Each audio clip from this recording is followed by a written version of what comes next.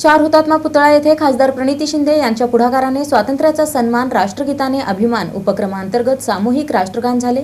यावेळी हुतात्म्यांना अभिवादन व पेपरफुटीतील विद्यार्थ्यांना श्रद्धांजली अर्पण करण्यात आली। 80व्या स्वातंत्र्य दिनानिमित्त खासदार प्रणिती शिंदे यांच्या पुढाकाराने चार हुतात्मा पुतळा येथे स्वातंत्र्याचा सन्मान, राष्ट्रगीताने अभिमान या संकल्पनेत सामूहिक राष्ट्रगान कार्यक्रम उत्साहात पार पडला। यावेळी चार हुतात्म्यांना अभिवादन करण्यात आले। तसेच पेपरफुटीच्या घटनांमुळे आत्महत्या केलेल्या विद्यार्थ्यांना श्रद्धांजली अर्पण करून वंदे मातरम आणि सामूहिक राष्ट्रगीताचे गायन करण्यात आले। या कार्यक्रमात हजारो जेनझी विद्यार्थी, युवक आणि नागरिकांनी सहभाग घेतला। विविध सामाजिक विषयांवर पथनाट्य सादर करण्यात आले। तसेच स्वाक्षरी फलकावर युवकांनी आपले संदेश नोंदवले।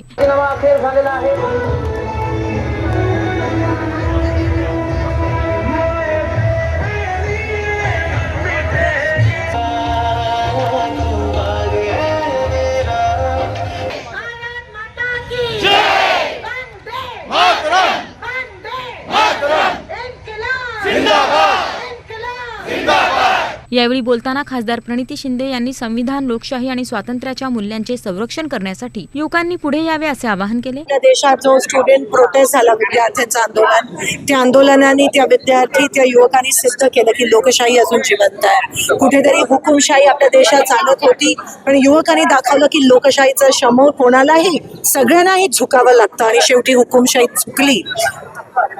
शिक्षण मंत्र्यांना राजीनामा द्यावा लागला। वेगळं आंदोलन होतं आणि सरकारला झुकावं लागलं। ही सुरुवात आहे। ह्याच्या पुढे पण ह्या जेनझी सोबत आम्ही खांद्याला खांदा लावून आमचे नेते राहुल गांधीजी पण, आम्हाला पण त्या ठिकाणी डिटेन केलं गेलं। आम्ही लढाई लढणार आहोत त्यांच्या खांद्याला खांदा लावून, जोपर्यंत या हुकुमशाहीच्या विळख्यातून हे देश मुक्त होत नाही। आणि पुन्हा जेनझींनी दाखवलं की लोकशाहीवर चालणारे, संविधानावर चालणारे, शाहू फुले आंबेडकर, शिवाजी महाराजांच्या विचारावर चालणारे, देहांवर चालणारे विचार या देशात जिवंत। कार्यक्रमाच्या शेवटी त्यांनी उपस्थित विद्यार्थी, युवक, नागरिक आणि पत्रकारांचे आभार मानत सर्वांना स्वातंत्र्य दिनाच्या शुभेच्छा दिल्या।